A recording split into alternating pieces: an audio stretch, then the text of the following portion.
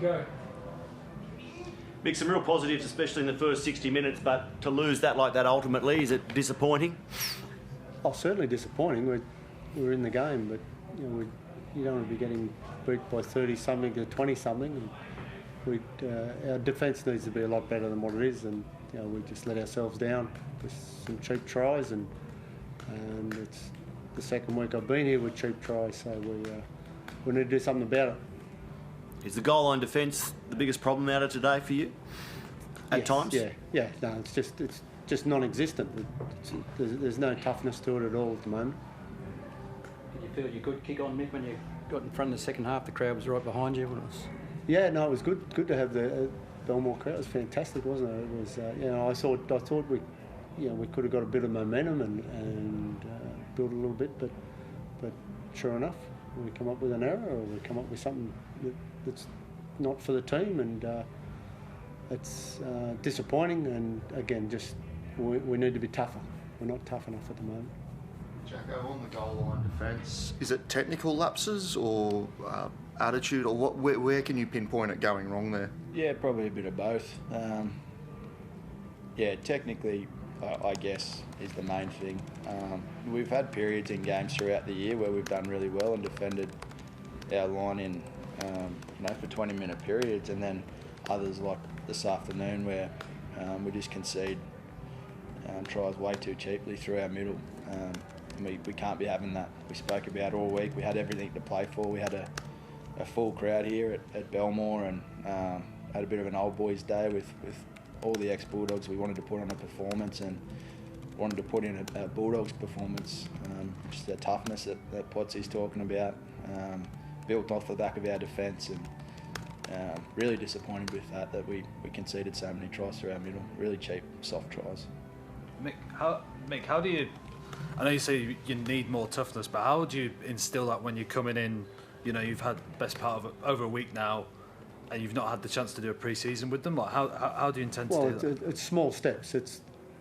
Again, we will concentrate on the technical side, and it is mainly technical, and the toughness comes along with your mentality in the moment of staying in the moment when you are tired, is to do the right thing at the right time all the time, even though you're fatigued. And that's I think what toughness is, doing the right thing no matter what the consequences are, all the time. And on your try line, that's where you get tested. Mick, today was the first day all season in what? Firstly, you scored the most points you've scored all season, which is the second week in a row that's happened under you, and also the first time where Kyle has touched the ball more than Matt Burton. So is that something that you're trying to bring in terms of a new attacking structure to the Dogs?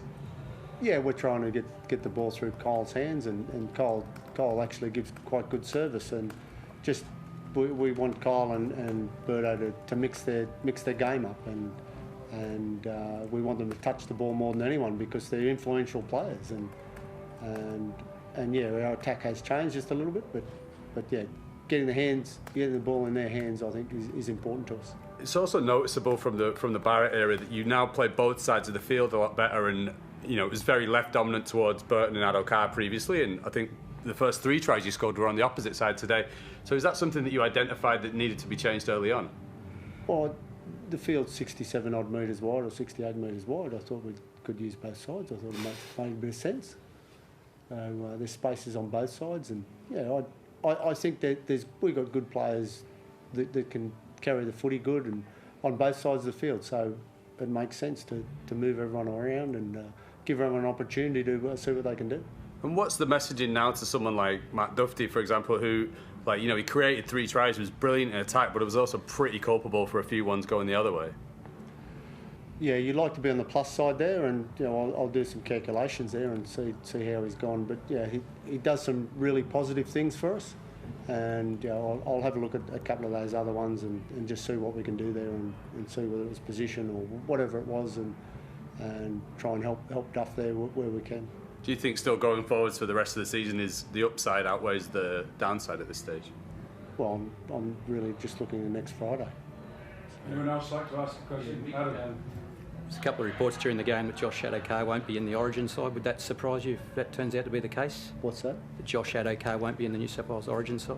Is it? Have they that's selected the reports team? coming through. Would that surprise you if that is the case in an hour or so? I think so. I think he's an incumbent, and I think he's a very good Origin player. So I would be surprised if he's not in the team. It'd be disappointing for Josh, but I hope that's not the case. Josh, you the same? If he Yeah, isn't absolutely. selected? He brings a lot to a footy team. He's been really good in that Origin side for, I don't know how long he's been a part of it, for a few years now. He's put in some great performances, so it'd be disappointing for him. And just the energy he brings around the place too is pretty infectious. So I'd imagine that's something that Brad Fittler would want to have in his camp throughout the week. Josh, in a tough season with not a lot of highlights, you get 16,991 cramming here and making plenty of noise. Just describe how that impacts you and the other dogs out there today. Yeah, it's a massive plus for us. Felt really good when we scored a couple of tries, and we were sort of edging our way back into the game to have that support here. It's at our spiritual home. It's such a great atmosphere here, and there's a lot of history, and we spoke about it a lot this week, like I said before. Just really devastated we couldn't get the win for the fans, who I know it's been a tough couple of years for, as it has for everyone who supports the Bulldogs and has been a part of the Bulldogs, but we're trying to turn it around, mate. We're doing our best. Mick, at what point did you lose Tavita, mate, and how is he?